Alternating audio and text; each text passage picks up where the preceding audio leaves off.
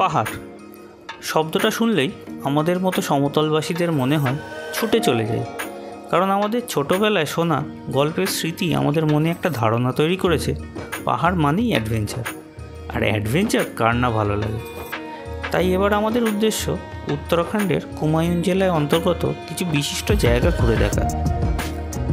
তাই আর দেরি না করে সাপ্তাহিক ট্রেন হাওড়া থেকে লালকুয়া এক্সপ্রেস ধরে পাড়ি দিলাম উত্তরাখণ্ডের উদ্দেশ্যে। এই হলো আমাদের ট্রেন এবং এতে করেই আমাদের যাত্রা শুরু।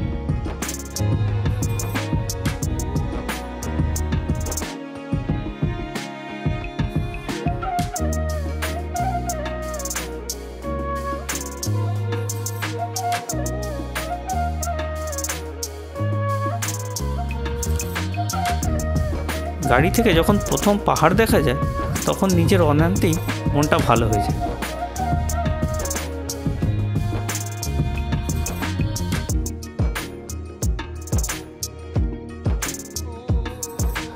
আজ আমরা প্রথম দিন যাব বিনসার। জেএমটি ইকো বিনসারে আমাদের বুকিং আছে। ছবি দেখে বুক করেছি, জানি না কতটা মিল পাবো। আজকাল হামেশাই দেখি হোটেলের ছবি আর বাস্তব সম্পূর্ণ বিপরীত। দেখা যাক আমাদের ভাগ্যে কি আছে। এটা মানতেই হবে এখানকার রাস্তার খুব সুন্দর, একটুও ঝাঁকুনি নেই। এতটা পথ গাড়িতে চলছি অথচ ঝাঁকুনি হচ্ছে না, ভাবাই যায় না। Hello and welcome to my channel. আমি তমশিস আর আপনারা দেখছেন তমশিস ট্রাভেল হাউস। যাওয়ার পথে আমরা প্রথম দাঁড়ালাম একটি ছোট্ট খাবার হোটেলে। এখানে নিচ দিয়ে একটা নদী বয়ে যাচ্ছে, ভাবছি একটু ঘুরে আসি।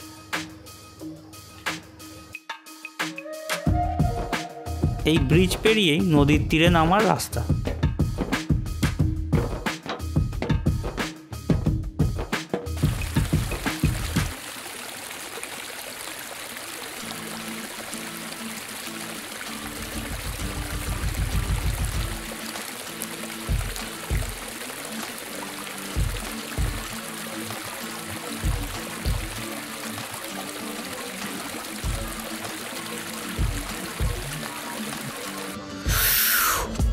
নদীর জলটা কিন্তু বেশ ঠান্ডা, হাতটা কনকনিয়ে গেল। আবার আমাদের যাত্রা শুরু হলো।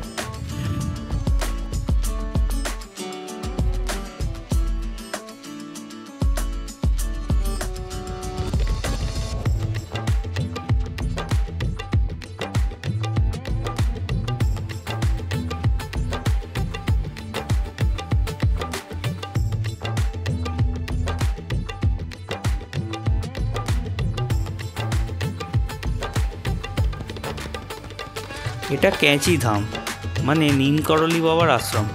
একবার ভিড়ের বহরটা দেখুন। শুনেছি কদিন আগে বিরাট কোহলিও নাকি এখানে এসেছিলেন। তাছাড়া অনেক বিখ্যাত লোকেরাই বাবার ভক্ত। আমরা এত ভিড় দেখে আর ঢুকলাম না।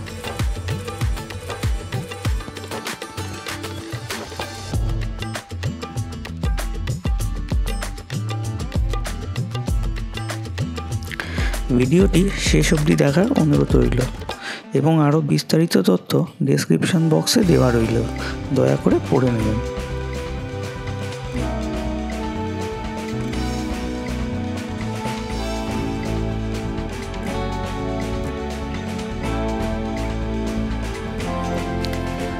আমরা এসে পৌঁছলাম এখানকার সুপ্রসিদ্ধ গোলু দেবতার মন্দির। এই গোলু দেবতা হলেন মহাদেবের একটি রূপ এবং এখানে ন্যায়ের দেবতা হিসেবে প্রসিদ্ধ। এখানকার বিশিষ্টতা হলো যারা আদালতে মনের মতো বিচার পান না, তারা এই গোলু দেবতার কাছে চিঠি লিখে মানত করে ন্যায় বিচারের জন্য। তাই এখানে প্রচুর স্ট্যাম্প পেপারের উপর লেখা চিঠি দেখতে পাবেন। এখানে ঘণ্টা উৎসর্গ করার প্রথাও আছে, তাই চারিদিকে শুধু ঘণ্টা ঝোলানো রয়েছে।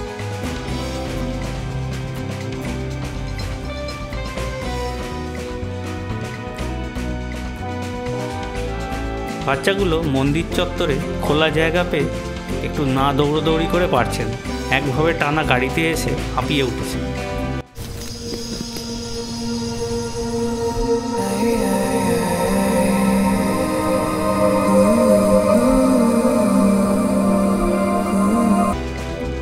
অবশেষে আমরা পৌঁছে গেছি আমাদের প্রথম গন্তব্য বিনসারের জেএমটি ইকো রিসর্টে।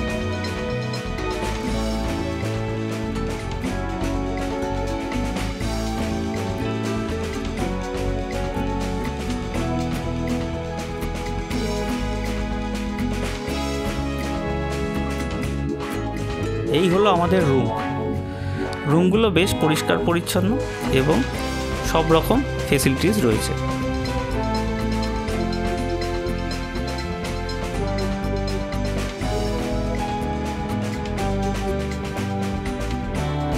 এখানে আমাদের রুম ভাড়া পড়েছে 1400 টাকা করে। সন্ধে নামার পর রিসর্টে আলো আঁধারের খেলা চলছে।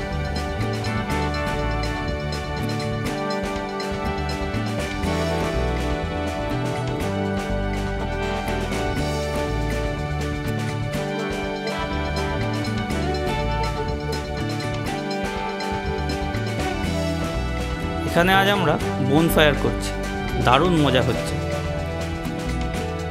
ঠান্ডা মোটামুটি ভালোই পড়েছে, ব্যাপারটা জাস্ট জমে গেছে।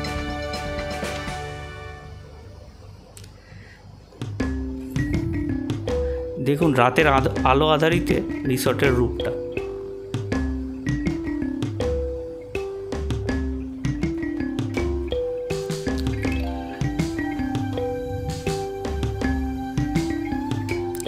ভোরবেলা উঠে পড়েছি। পাহাড়ে এসে ভোরবেলা না উঠলে ঠিক বেড়াতে আসাটা এনজয় করা যায় না। আমাদের রিসর্টের পেছনেই আছে জঙ্গল, যেটা একটু ঘুরে না দেখলেই নয়।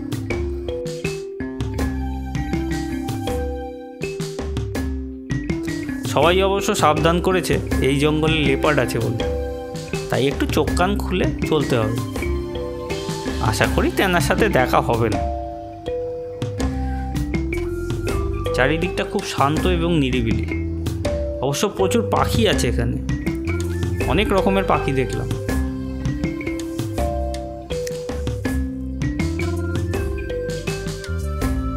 হোটেলের এই কুকুরটা খুব কিউট আর ফ্রেন্ডলি, নিজের মতো খেলছে। এই কুকুরটার মনে হয় আমায় ভালো লেগে গেছে, খালি আমার পায়ের কাছে ঘুরঘুর করছে।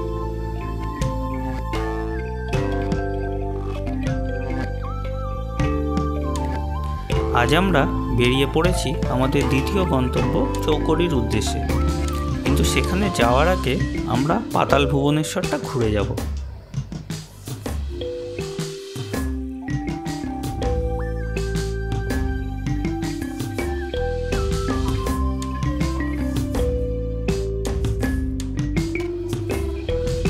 টানা গাড়িতে এতক্ষণ যেতে ভালো লাগে না, তাই একটা নদী দেখেই একটু নেমে পড়লাম।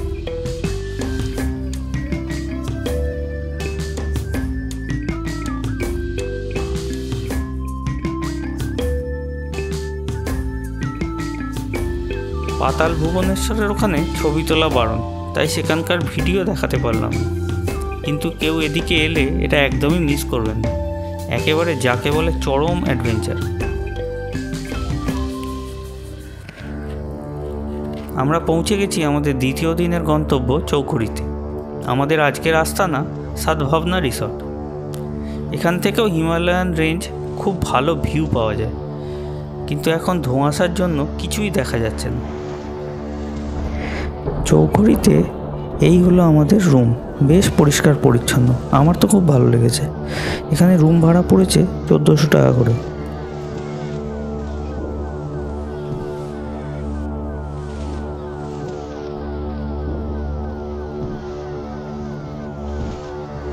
এই বারান্দা থেকেই হিমালয় দেখা যায়, কিন্তু আমাদের ব্যাড লাক, কুয়াশার জন্য কিছুই দেখা যাচ্ছে না। ভিডিওটি যদি আপনার ভালো লেগে থাকে তাহলে ভিডিওটি লাইক এবং চ্যানেলটিকে সাবস্ক্রাইব করতে ভুলবেন না। ধন্যবাদ। এবার আপনাদের জন্য রইল আমাদের ট্রিপের কিছু বিশেষ মুহূর্ত, যা আমি ক্যামেরাবন্দি করেছিলাম।